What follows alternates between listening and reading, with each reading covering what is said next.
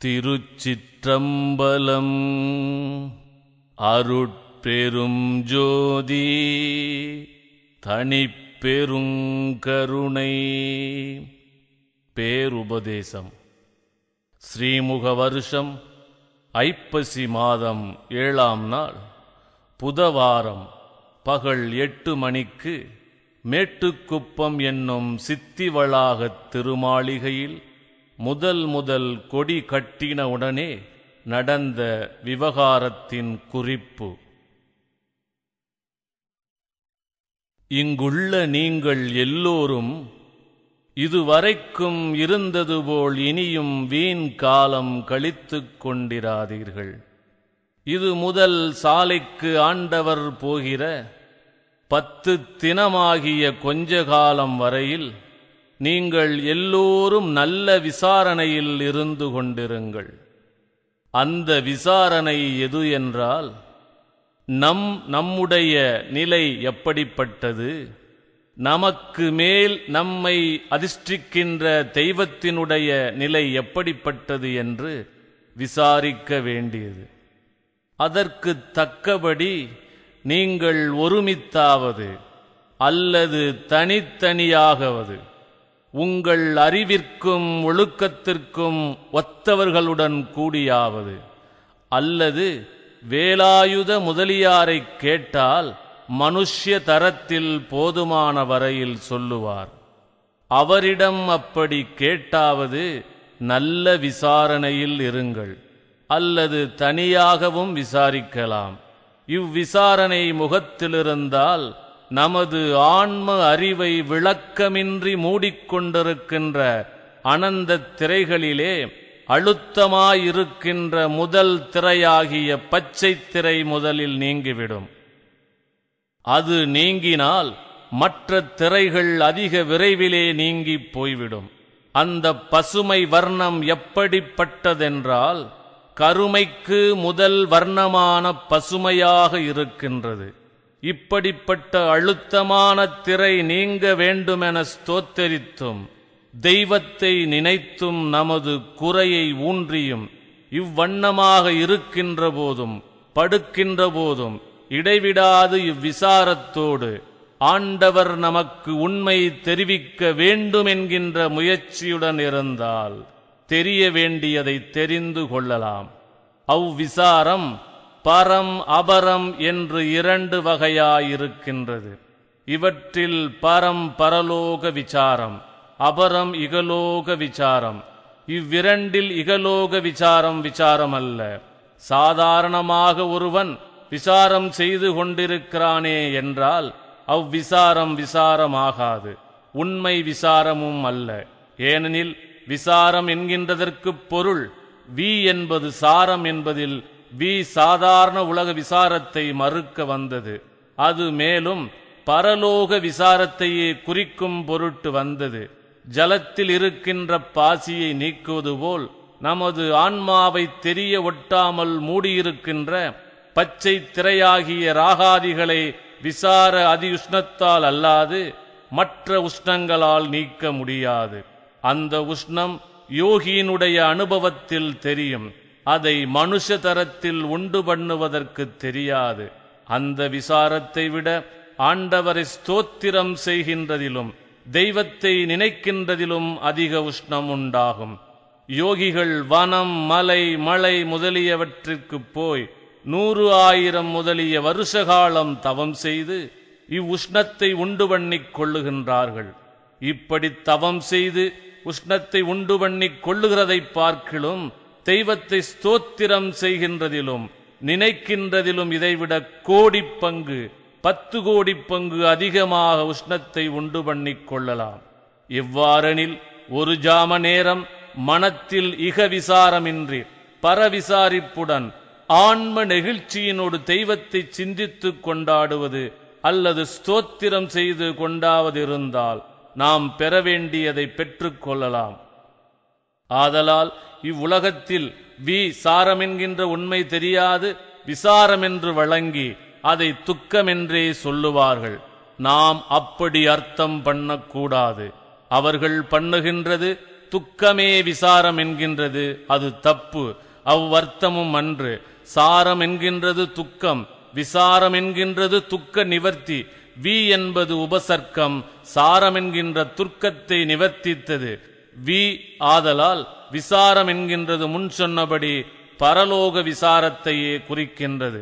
ஆதலால் இடைவிடாது நாம் விசார வசத்தராயிருக்க வேண்டியது.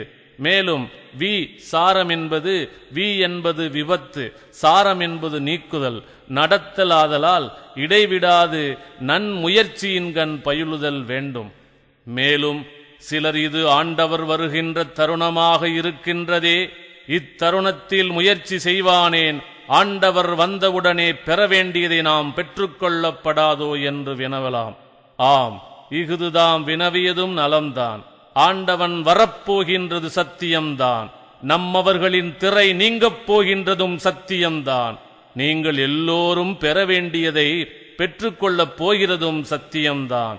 ஆனால் முன் சொன்ன ராக சம்பந்தமான பச்சை திரை 2 கூறாக இருக்கின்றது. யாவனில் அசுத்தமாயத்திரை, சுத்தமாயத்திரை என்னும் 2மாம். இவை கீழ்பாகத்தில் 1 கூறும் மேல்பாகத்தில் 1 கூறுமாக இருக்கும். கீழ்பாகத்தில் உள்ளது அசுத்தமாயத்திரை, மேற்பாகத்தில் சுத்தமாயத்திரை இருக்கும். இவற்றில் அசுத்தமாயத்திரை என்பது இகலோக போக லட்சியம் உடையது, சுத்தமாயத்திரை பரலோக சாத்தியத்தை உடையது. இவற்றில் ஆண்டவர் வந்து அனுக்கிரகம் செய்கின்ற பொழுது முயற்சி இல்லாத சாதாரண மனுஷர்களுடைய கீழ்ப்பாகத்தில் இருக்கின்ற அசுத்த மாயை என்னும் பச்சை திரையை மாத்திரமே நீக்குவார். ஆதலால் அக்காலத்தில் நாம் அத்திரை நீங்கியுடன் கூடிய வரையில் சுத்தமாய் புனிதர்களாய் இருக்கலாமே அல்லாது பெற வேண்டியதை பெற்றுக் கொள்ளுதற்கு கூடாது. மேலும் பஞ்சகிருத்திய விவங்களும் இதர சித்தி முதலியவைகளும் ஆன்ம அனுபவத்தையும் செய்யவும் பெறவும் கூடாது. பின்னும் நன்முயற்சி செய்தே மேலேற வேண்டும். மேலும் இத்தருணம் இங்கு உண்டாகும் கூச்சல், குழப்பம் முதலியவையும் அடுத்தவர்களுக்கு பக்குவம் வருவிக்கவும் பாவிகளை விளக்கவும் உண்டாயின. ஆதலால் நாம் எல்லோரும் இத்தருணம் இப்போதே விசேஷ நன்முயற்சியுடனே இருந்தால் ஆண்டவர் வருகின்ற பொழுது நம் கீழ்பாகத்தில் உள்ள அசுத்தா மாய திரையோடு கூடி மேற்பாகத்தில் இருக்கின்ற சுத்த மாயினுடைய பச்சை திரையும் நீங்கி போய்விடும். கருமயிர் பச்சை வர்ணமுடையது அசுத்தா மாயத்திரை, பொன்மயிர் பச்சை வண்ணமுடையது சுத்தமாயத்திரை. கருமயிர் பச்சை வண்ணமுடைய அசுத்தமாயத்திரை நீங்கிய பிறகு மற்ற 8 திரைகளும் அதிக விரைவிலே நீங்கி போய்விடும்.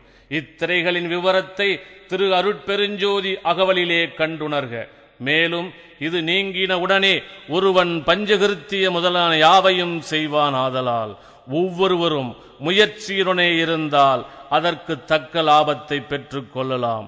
இதற்கு மேற்பட நாமும் முன் பார்த்தும் கேட்டும் லட்சியம் வைத்துக் கொண்டிருந்த வேதம், ஆகமம், புராணம், இதிகாசம் முதலிய கலைகள் எதிலும் லட்சியம் வைக்க வேண்டாம். ஏனென்றால் அவைகளில் ஒன்றிலாவது குழு குறியன்றி தெய்வத்தை இன்னபடி என்றும் தெய்வத்தினுடைய உண்மை இன்னதென்றும் கொஞ்சமேனும் புறங்கவியச் சொல்லாமல் மண்ணை போட்டு மறைத்து விட்டார்கள். அணுமாத்திரமேனும் தெரிவிக்காமல் பிண்ட லட்சணத்தை அண்டத்தில் காட்டினார்கள். யாதனில் கைலாசபதி என்றும் வைகுண்டபதி என்றும் சத்தியலோகபதி என்றும் பெயரிட்டு இடம், வாகனம், ஆயுதம், வடிவம், ரூபம் முதலியவையும் ஒரு மனுஷனுக்கு அமைப்பது போல் அமைத்து உண்மையாக இருப்பதாகச் சொல்லி இருக்கின்றார்கள். தெய்வத்திற்கு கை, கால் முதலியன இருக்குமா என்று கேட்பவர்களுக்கு பதில் சொல்லத் தெரியாது விழிக்கின்றார்கள். இது உண்மையாக இருப்பதாகவே முன்னும் பின்னும் உள்ள பெரியவர்கள் என்று பெயரிட்டுக் கொண்டிருந்தவர்களும் உண்மையை அறியாது அப்படியே கண்ணை மூடிக்கொண்டு உளறியிருக்கின்றார்கள். ஆனால் ஆதியிலே இதை மறைத்தவன் ஒரு வல்லவன். அவன் மறைத்ததை இதுவரைக்கும் ஒருவரும் கண்டபாடில்லை. அவன் பூட்டி அந்த பூட்டை ஒருவரும் திறக்கவில்லை. இதுவரைக்கும் அப்படிப்பட்டவன் பூட்டிய பூட்டை உடைக்க ஒருவரும் வரவில்லை. அவைகளில் ஏகதேச கர்ம சித்திகளை கற்பனையாகச் சொல்லியிருக்கின்றார்கள். அதற்காக ஒவ்வொரு சித்திக்கும் 10 வருஷம் 8 வருஷம் பிரயாச எடுத்துக்கொண்டால் அற்ப சித்திகளை அடையலாம். அதற்காக அவற்றில் லட்சியம் வைத்தால் ஆண்டவரிடத்திலே வைத்துக் கொண்டிருக்கின்ற லட்சியம் போய்விடும். ஆண்டவரிடத்தில் வைத்த லட்சியம் போய்விட்டால் நீங்கள் அடையப் போகின்ற பெரிய பிரயோஜனம் போய்விடும். அல்லது அதில் முயற்சி செய்து அவ்வளவு காலம் உழைத்து அந்த அற்ப பிரயோஜனத்தை தெரிந்து கொண்டு அதனால் ஒரு லாபத்தை ஏகதேசம் அடைந்தால் முக்கிய லாபம் போய்விடும். ஆகையால் அவைகளில் லட்சியம் வைக்காமல் ஆண்டவரிடத்திலேயே லட்சியம் வைக்க வேண்டியது. முன் சொன்ன ஏகதேச சித்தி கற்பனை என்கின்றது வாசகப் பெரு விண்ணப்பத்திலும் இயல் வேத ஆகமங்கள் புராணங்கள் என்ற அருள் விளக்க மாலை பாசுரத்தாலும் உணர்க. மேலும் அதற்கண்ட குறிப்பையும் தெரிந்து கொள்ளுங்கள். இதுபோல வியாகரணம், தொல்காப்பியம், பாணினியம் முதலியவைகளை சொல்லியிருக்கின்ற இலக்கணங்கள் முழுவதும் குற்றமே. அவைகளில் குற்றமே சொல்லியிருக்கின்றார்கள். எவ்வாறெனில் 90, 900 என்ற கணிதத்தின் உண்மை நான் சொன்ன பிறகு தெரிந்து கொண்டீர்கள் அல்லவா? இப்படியே 1, 2 முதல் 100 முதலான இலக்கணங்களுக்கும் உகர இறுதி வருவானேன்? ஒருவாறு சித்தர்கள் காரணப் பெயராக இட்டிருக்கிறார்கள். தொல் 100 90 என்றும் 900 900 என்றும் வழங்குகின்றன. தொல் என்பது ஒன்று குறைய தொக்கது, தொன்மை தொல்லெனப் பிரிந்தது. வழக்கத்தில் 900 90 என மருவியது. இதற்கு 10 இடத்திற்கு ஓரிடம் குறைந்தது முன் 1000 என்றும் ஒன்று குறைந்த 10 என்றும் ஒருவாறும் கொள்க. இப்படி நான் சொன்னது போல் சொன்னால் சிறு குழந்தைகள் கூட அறிந்து கொள்ளும். இதுபோல சைவம், வைணவம் முதலிய சமயங்களிலும் வேதாந்தம், சித்தாந்தம் முதலிய மதங்களிலும் லட்சியம் வைக்க வேண்டாம். அவற்றில் தெய்வத்தை பற்றி குழுவுக்குறியாக குறித்திருக்கிறதே அன்றி புறங்கவியச் சொல்லவில்லை. அவ்வாறு பயிலுவோமையானால் நமக்கு காலமில்லை. ஆதலால் அவற்றில் லட்சியம் வைக்க வேண்டாம். ஏனெனில் அவைகளிலும் அந்த சமய மதங்களிலும் அற்ப பிரயோஜனம் பெற்றுக்கொள்ளக் கூடுமே அல்லாது ஒப்பற்ற பெரிய வாழ்வாகிய இயற்கை உண்மை என்னும் ஆன்ம அனுபவத்தை பெற்றுக் கொள்வதற்கு முடியாது. ஏனெனில் நமக்கு காலமும் இல்லை.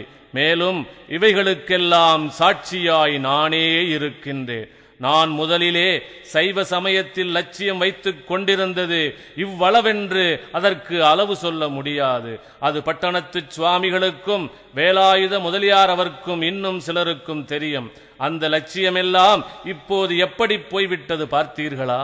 அப்படி லட்சியம் வைத்ததற்கு சாட்சி வேற வேண்டியதில்லை. நான் சொல்லி இருக்கின்ற திரு அருட்பாவில் அடங்கியிருக்கின்ற ஸ்தோத்திரங்களே போதும். அந்த ஸ்தோத்திரங்களையும் மற்றவர்களுடைய ஸ்தோத்திரங்களையும் சபைக்கு கொண்டு வந்தால் அவைகளே சாட்சி சொல்லிவிடும். ஏன் அவ்வளவு மிகுந்த அழுத்தம் எனக்கு அப்போது இருந்ததென்றால் அப்போது எனக்கு அவ்வளவு கொஞ்சம் அற்ப அறிவாகவே இருந்தது. இப்போது ஆண்டவர் என்னை ஏறாத நிலைமிசை ஏற்றியிருக்கின்றார். இப்போது எல்லாவற்றையும் விட்டு விட்டதினாலே வந்த லாபம் இது.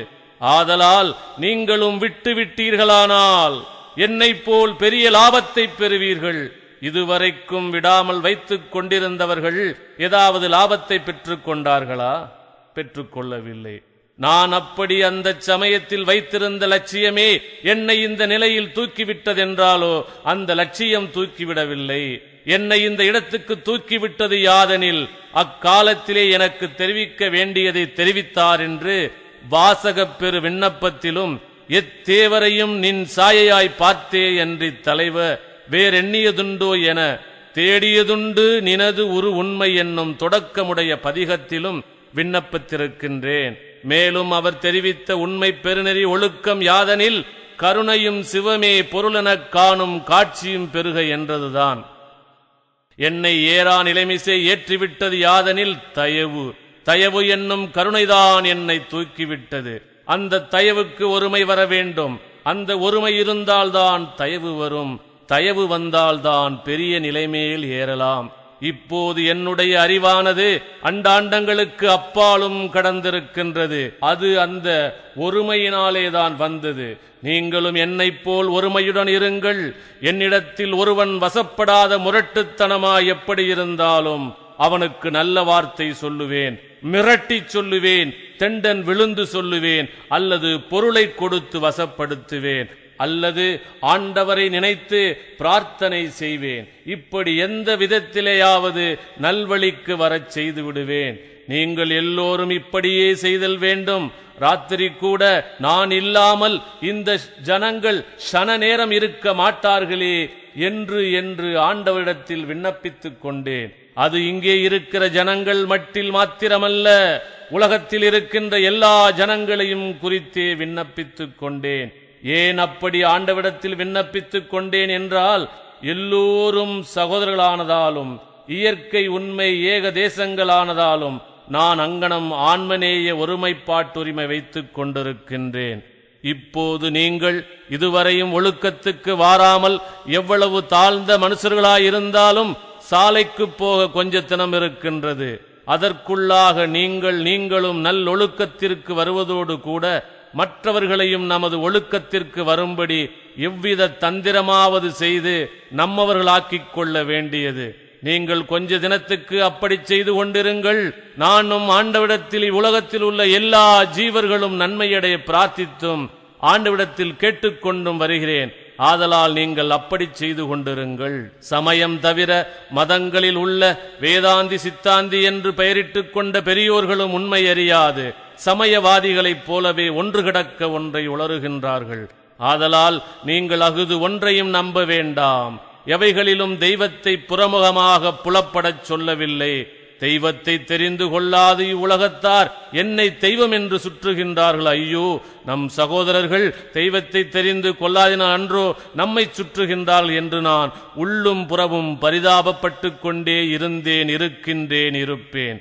தெய்வத்தை ஏன் தெரிந்து கொள்ளவில்லை என்றால், ஒரு பதார்த்தத்தை அனுபவித்தால் அல்லாது அந்த பதார்த்தத்தினுடைய ருசி தெரியாது. ருசி தெரியாத பதார்த்தத்தின் மேல் இச்சை போகாது. அதுபோல் தெய்வத்தை உள்ளபடி அனுபவித்தால் அல்லாது தெய்வத்தினிடத்திலே பிரியம் வராது. ஆதலால் தெய்வத்தை தெரிந்து கொள்ள வேண்டும் என்கின்ற முக்கிய லட்சியத்திலிருந்து கொண்டு விசாரம் செய்து கொண்டிருங்கள். அந்த விசாரம் செய்வது எப்படி என்றால், அண்டத்தில் சூரியன், சந்திரன், நட்சத்திரங்கள் இவைகள் எப்படிப்பட்டன, இவையுடைய சொரூப ரூப சுபாவம் என்ன, இவை முதலான அண்ட விசாரமும், பிண்டத்தில் நாம் யார், இந்த தேகத்தின் கண், புருவம், கைமூலம் இவைகளிலும் இவை போன்ற மற்ற இடங்களிலும் ரோமம் உண்டாவதேன், நெற்றி முதலான இடங்களிலே அது தோன்றாதிருப்பதென்ன, கால் கைகளில் உள்ள விரல்களில் நகம் முளைத்தலும் அந்நகம் வளர்தலும் இவை போன்ற மற்ற தத்துவங்களது சொரூப ரூப சுபாவங்களும் என்னவென்று பிண்ட விசாரமும் செய்து கொண்டிருங்கள். இப்படி இடைவிடாது விசாரம் செய்து கொண்டிருந்தால் இந்த உலகத்தின் கண்ணுள்ள ஜனங்கள் அதை குறித்து நம்மை ஏளனமாகச் சொல்லுவார்கள். அப்படி சொல்லுவது அவர்களுக்கு சுபாவம். ஏனெனில் அவர்களுக்கு உண்மை தெரியாது. ஆதலால் நீங்கள் அதை லட்சியம் செய்யக்கூடாது. இப்படியே காதில் 2 பெரிய பொத்தல் செய்து வர விடுத்தவர் ஆணுக்கு கடுக்கனிடுதலும் பெண்ணுக்கு மூக்குத்தி முதலியவை போடுதலும் சமக்குச் சம்மதமானால் காதிலும் மூக்கிலும் அதற்கு வேண்டிய பொத்தல்கள் இட்டு வரவிட்டிருக்க மாட்டாரா என்று விசாரித்து தெரிந்து கொள்ளுகிற பட்சத்திலே காதிலே கடுக்கனிடவும் மூக்கு முதலியற்றில் நகையிடவும் சம்மதம் வருமா? இப்படி விசாரித்து பிரபஞ்ச போகத்தின் கண் அலட்சியம் தோன்றினால் நிராசை உண்டாம். ஆதலால் சரியை முதலிய சாதகம் 4 4வது ஞானத்தின் சரியை கிரியை யோகம் ஞானம் என்கின்ற 4வது 3வது படியாகிய ஞானத்தில் யோகம் செய்கின்ற பலனாகி நிராசை என்னும்படி உண்டாகிறது. ஆகையினாலே இந்த விசாரத்தில் இருந்து கொண்டிருங்கள். இவ்விசாரம் செய்து கொண்டிருந்தால் ஆண்டவர் வந்தவுடனே கண்டமாக உங்களுக்கு தெரிவிக்க வேண்டியதை தெரிவிப்பார். மறுபடியும் உங்களுக்கு உரிமை வந்தவுடனே அகண்டமாக தெரிவிப்பார். ஆதலால் நீங்கள் இந்த முயற்சியில் இருங்கள். 2.5 வருஷமாக நான் சொல்லிக் கொண்டு வந்தேன். இனி சொல்பவர்கள் சில நாள் தடைபட்டிருப்பார்கள். இனி நீங்கள் இதுவரைக்கும் இருந்தது போல் இராதீர்கள். இது கடைசி வார்த்தை. இது முதல் கொஞ்ச காலம் சாலைக்கு போகின்ற வரைக்கும் ஜாக்கிரதையாக மேற்சொன்ன பிரகாரம் விசாரம் செய்து கொண்டிருங்கள். மேலும் சமய மதங்களில் தெய்வத்தினது உண்மையை குழுக்குறியாக குறித்து அக்குறிப்பையும் வெளிப்படையாக காட்டாது சிவாய நம என்றும் நம சிவாய் என்றும் இது போன்ற அனர்ந்த வர்ணங்களைச் சேர்த்து 1 2 3 5 6 8 10 13 15 16 24 முதலிய சங்கையில் மந்திரங்களாய் அமைத்து வழங்கி வருவிக்கப்பட்டு நடந்து வருகின்றது. அவ்வளவு மந்திரங்களின் அர்த்தம் பலவாக விரியும். ஆதலால் நாம் அடைய வேண்டியது முடிவான ஆன்ம லாபமாகிய சிவா அனுபவமே அன்றி வேறில்லை. இங்குள்ள எல்லாவர்க்கும் ஸ்வர்க்க நரக விசாரம் இல்லை. ஸ்வர்க்க நரக விசாரம் உள்ளவர்கள் தங்கள் கருத்தின்படி பலவகை சாதனங்களை செய்து அற்ப பிரயோஜனத்தை பெற்று முடிவில் தடைபட்டு திருவருட்துணையால் கருணை நன் முயற்சி எடுத்துக்கொண்டு பின் முடிவான சித்தி இன்பத்தை பெறுவார்கள். அஃது அருமை. இத்தருணம் ஆண்டவர் எல்லாவற்றையும் நீக்கி எல்லோருக்கும் மேலான இன்பத்தை அடையும் பொருட்டு முடிவான இன்ப அனுபவத்தில் சாதக சகாயமான திருவருள் மகா வாக்கிய திருமந்திரத்தை தமது உண்மையை வெளிப்பட காட்டும் மகா மந்திர வாக்கியத்தை எனக்கு வெளியிட்ட அவ்வண்ணம் எனது மெய் அறிவின்கண் அனுபவித்து எழுந்த உண்மை அறிவு அனுபவ ஆனந்த இன்பத்தை நீங்கள் எல்லோரும் என்போல் ஐயம் திரிபு மயக்கமின்றி அடைய என்னுள்ளே எழுந்து பொங்கிய ஆன்மநேய உரிமைப்பாட்டுரிமை பற்றி குறிப்பிப்பேன். நமது ஆண்டவர் கட்டளையிட்டது யாதெனில் நமக்கு முன் சாதனம் கருணை ஆனதினாலே ஆண்டவர் முதற் சாதனமாக அருட்பெரும் ஜோதி தனிப்பெரும் கருணை அருட்பெரும் ஜோதி என்னும் திருமந்திரத்தை வெளிப்படையாக எடுத்துக்கொண்டார். தயவு கருணை அருள் என்பவை ஒரு பொருளையே குறிக்கும். ஆதலால் பெரிய தயவுடைய அறிவே பூரண இன்பமாம்.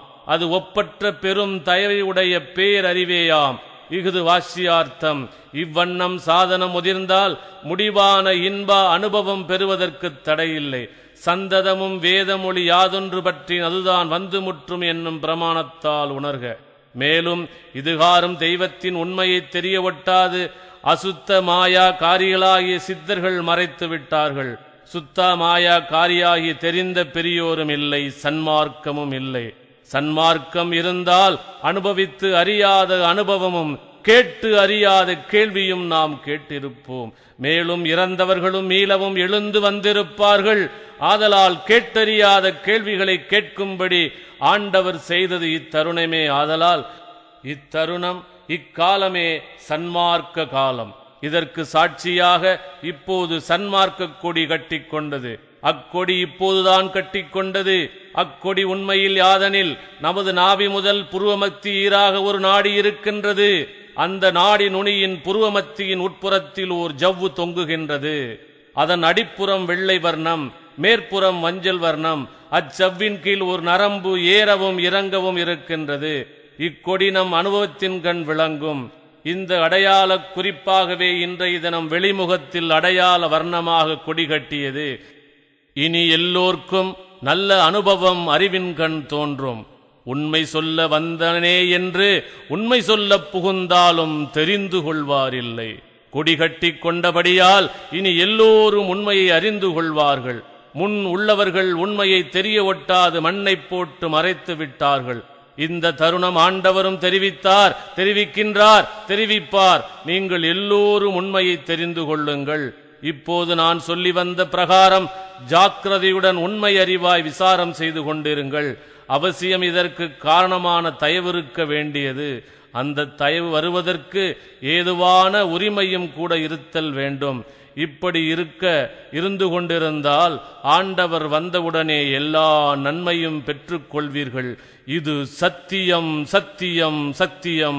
இஃது ஆண்டவர் கட்டளை. எல்லோர்க்கும் தாய், தந்தை, அண்ணன், தம்பி முதலான ஆத்தர்கள் செய்யப்பட்ட உதவி எவ்வளவோ அதற்கு கோடி கோடி பங்கு அதிகமாக உதவி கொடுக்கும்படியான இடம் இந்த இடம்.